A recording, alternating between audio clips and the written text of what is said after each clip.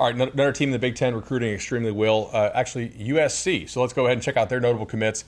Obviously, Husan Longstreet, the quarterback, Alex Payne, Aaron Dunn, some offensive line help coming there to Los Angeles. Matai Huffman helped me out on this one. Tongi, and then Treston Castro. Let's actually hear about this. Let's hear about this from Chris Trevino of USC football. In talking about USC's 2025 class, I have to start with five-star quarterback Husan Longstreet at Corona Centennial that USC was able to flip late from Texas A&M. Talk about momentum swing. USC's 2025 class was kind of on the downward trend. Some talk about decommitments, but then a shot in the arm with the flip of Husan Longstreet, a five-star right in their backyard, and now riding that momentum for that 2025 class. 6'1.5", number 4 quarterback in our rating system.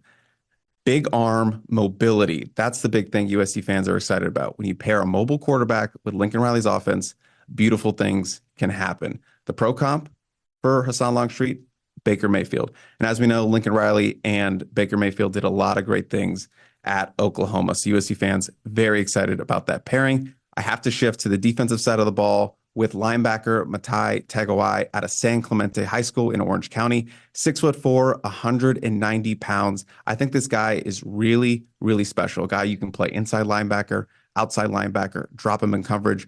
Really strong, really talented, and overall a huge local get for USC. Appreciate that, Chris. Always checking out USCfootball.com. They do a great job for us on 24/7 Sports. All right, Coop first. Some guys we need to know from this class and why. I'm going to go with Aaron Dunn, big tackle that they got out of Utah, 6'7". I think he's going to play on the right side. You know, we always talk about the point of attack. We spend a lot of time talking about Oregon and Ohio State.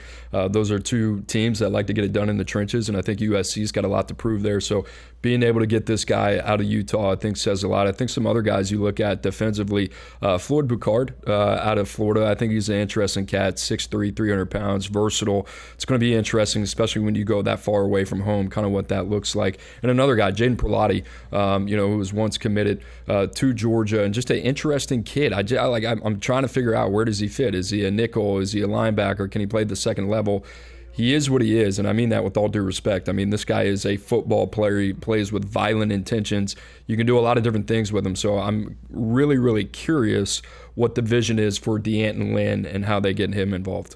You know, when we talk about USC and we talk Lincoln Riley, you would always say offense. And obviously Husan Longstreet is the alpha in this class, and it was a great pickup for the Trojans to have a backup plan when they lost Juju Lewis. But I'm going to go back on the defensive side of the ball. And I think Matai Tagovai is becoming so much more of an important player, with the thought that they might have gotten Madden Faramo down the stretch, and he goes to Notre Dame. Matt Entz is leaving for the Fresno State job. So getting Matai, who was overshadowed a bit, being in South Orange County with Madden, he is a key part of that defense that USC is trying to sign. Danton Lynn did, yeoman's work this year in kind of rehabilitating that defense for the last couple of years from Alex Grinch. But then another guy that I think, you guys were really high on, moved him into the top 247, is Treston Castro. Guy that we got a chance to see in the spring at a number of events, some at the Under Armour camp, some on the 7-on-7 circuit.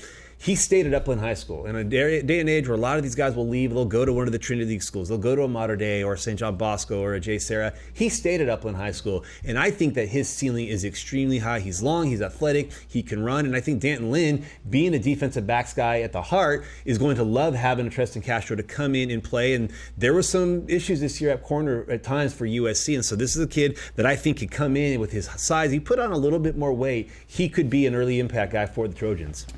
Huff, we heard Trevino from USC football talk about how maybe Longstreet is as a comp to Baker Mayfield. What do you see in him, and how can he elevate this program? I think he's a good athlete. He's a little bit bigger than Baker Mayfield, but I think he's a natural fit for what Lincoln Riley wants to do. And I think you look at players that have come from Corona Centennial. There have been a number of quarterbacks that have come from there. Tanner McKee, Matt Scott, guys that have gone on and ended up being multi-year starters in the conference, in the West, in Pac-12. Well, now they bring in Husan Longstreet, and this is probably the most talented quarterback to come out of Corona Centennial in quite some time.